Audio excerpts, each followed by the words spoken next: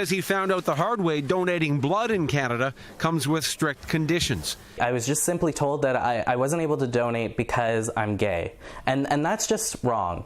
Karras decided to fight Canadian Blood Services, which manages the blood supply. He alleges the policy is discriminatory on the basis of sexual orientation. His complaint has been referred to the Canadian Human Rights Tribunal for an inquiry. I want to see this policy finally eliminated so we can finally talk about issues that are of even more importance. In the early 1980s, thousands of people were infected with HIV and hepatitis C, infections traced to poorly screened blood from high-risk populations. As a result, gay men were excluded from donating to protect the blood supply from HIV. In 2013, Health Canada changed the criteria from indefinite to a waiting period of 5 years since last sexual contact. In 2016, when Karras filed his complaint, the waiting period was reduced to 1 year.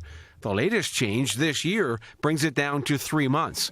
Men who have sex with men still form the largest single exposure category, but Karras notes government estimates showing they represent less than half of all reported HIV cases, followed by heterosexual contact and intravenous drug use.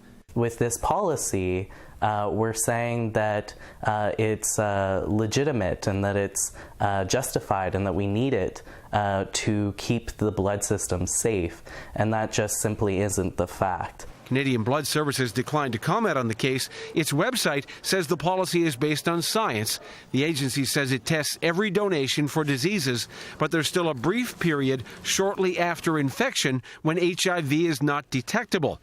It says testing would not detect the virus, making a donation infectious to a patient.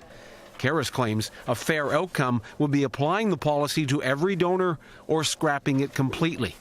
The Human Rights Tribunal has not yet announced dates for the inquiry. Ross Lord, Global News.